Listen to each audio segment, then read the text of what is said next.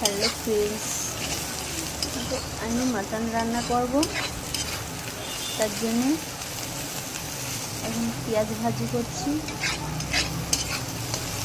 ভাজা হয়ে গিয়েছে, দিয়ে এখানে মশলাগুলো দিয়ে দিলাম।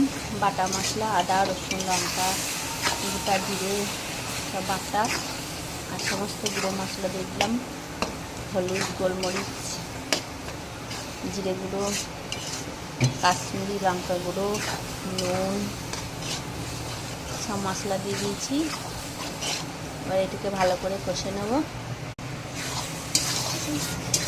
মশলাটা কষা হচ্ছে।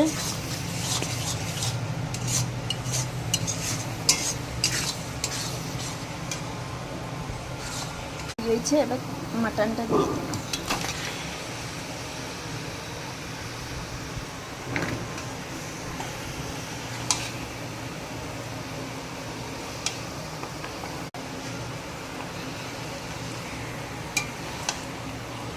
এখানে 2.5 কিলো মাটন আছে।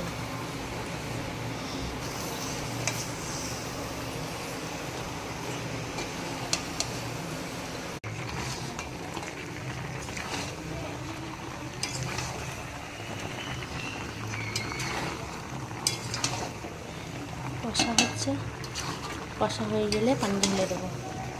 এখন কষা হয় নাই, কষা হয়ে গিয়েছে। আমি পানি দিয়ে দেবো।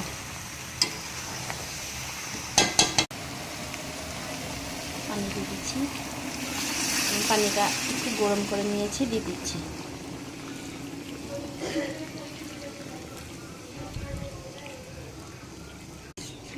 পানি দিয়ে দিলাম। এবার হতে থাকুক। এবার একেবারে ফাইনাল লুক দেখাবো। ফুটছে, টকবক করে ফুটছে। আমার রান্না কমপ্লিট। তো মাটন রান্না কেমন হয়েছে অবশ্যই জানাবে কমেন্ট করে। আমার ভিডিওটা ভালো লাগলে অবশ্যই লাইক করবে। টাটা।